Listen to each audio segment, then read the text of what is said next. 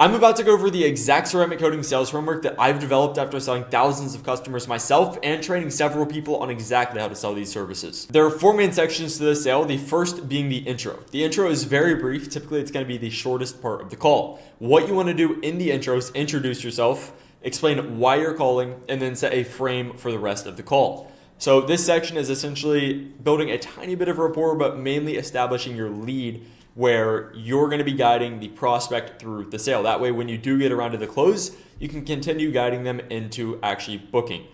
So once you've completed the intro, you've explained why you're calling and set a frame, you're going to move into discovery, which is the longest part of the call. This is the most important piece of the entire sale.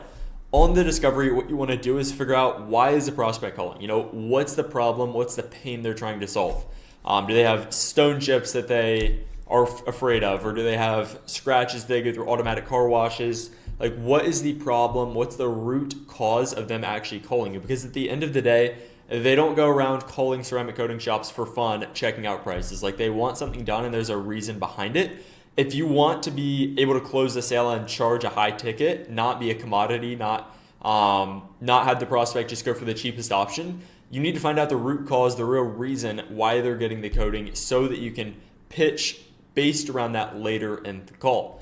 Now, once you found the problem or the pain, you need to go into, what are their other options? What else are they looking into doing in order to try and fix this problem? Are they looking into other shops? Are they looking into other services? Are they looking to do it themselves? And in this section, while you're figuring out the options, you need to be solving each one of them or explaining why that wouldn't work, figuring out why they think it wouldn't work before you move on. Because at the end of the day, if any of these other options are still relevant to them when you get to the close, the chances that you make the sale are far, far lower. So a good way that you can go about actually dispelling these other options is just by figuring out why they haven't already done it or why it didn't work. So for example, if they said they were considering PPF, you could just say, okay, why haven't you already done that?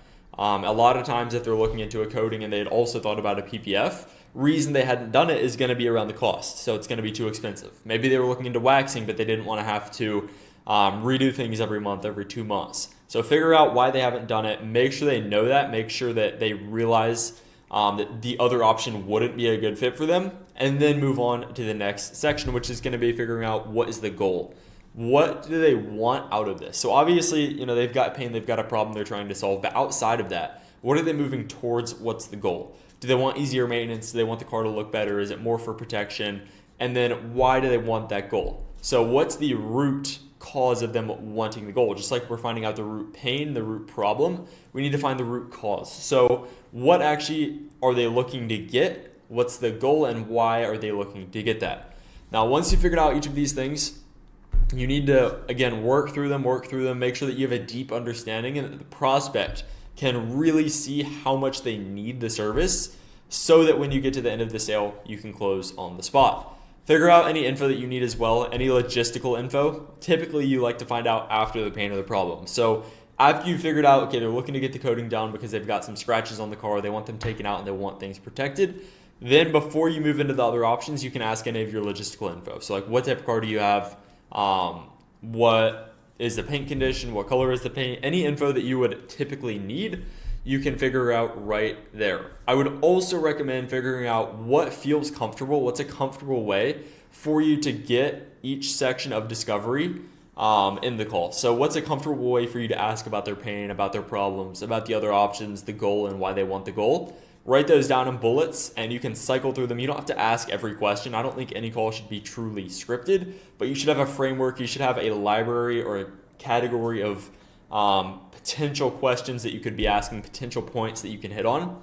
So figure out, okay, what is actually something that I can ask without sounding salesy that's going to figure these things out. That's going to be your first actionable step to take from this video. Is as soon as this video is over, open up a Google Doc, open up a notebook, write down as many bullets as you need to effectively hit on pain/problem, other options, goal, and why they want the goal. That way you can effectively ask them on every call. Now, once you've figured out all this info, you're going to be able to tell, or you should be able to tell, if the prospect is going to close or not. If you do not feel like they're going to close, you need to circle back around to one of the sections, whether that's the pain, the options, whatever it might be. Circle back around, touch more on that until you can get to the point where you confidently feel the prospect is going to close on the call. Now, after discovery, you're going to have the pitch, and the pitch should actually be pretty short. That you should not explain, every little detail of the service. Nobody is going to care or understand every little detail. Everyone's process is slightly different. You don't need to dive into the how-to. What you should be doing is covering the high-level overview of what you do, and then how each step of what you do is going to help the prospect. Not how you're doing it, but how it's relevant, how the prospect is going to benefit from that. So what this could look like in practice would be, as you explain certain steps, we're going to wash the car so that it looks brand new for you. We're going to clay bar it to make sure that the paint is completely clean before we go into polishing it. And the polishing is going to make the paint look perfect. It's going to bring out a deeper shine. And then we're going to apply the ceramic coating to keep that shine locked in and protect it for years to come.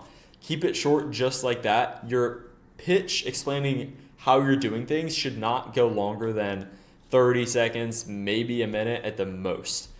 The more important thing to touch on than how you're doing things in the pitch is, again, how is it going to solve the prospect's pain, their problem, and how is it going to get them their goal?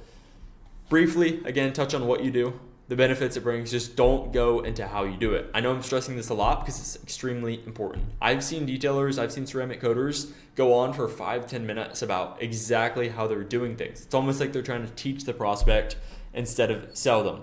So focus on just what matters, which is the prospect's pain and their goal. Then once that is complete, you can go through the next logistical steps. So what's going to be the next step to move forward? If we go over the numbers and everything works out, next step would be book you in. Typically, we're going to have the car for this long. You're going to be able to pick it up this day. There's X amount of cure time for the coating to actually be finalized. Now, once that is finished, you've explained briefly the process and how every step of the process helps the prospect. Walk them through the next logistical steps. You can move on to the close. Now, this is one of the most important parts of the call, and I'm about to stress something again here. So many shop owners that I talk to and that I've listened to their sales calls don't even ask for the sale.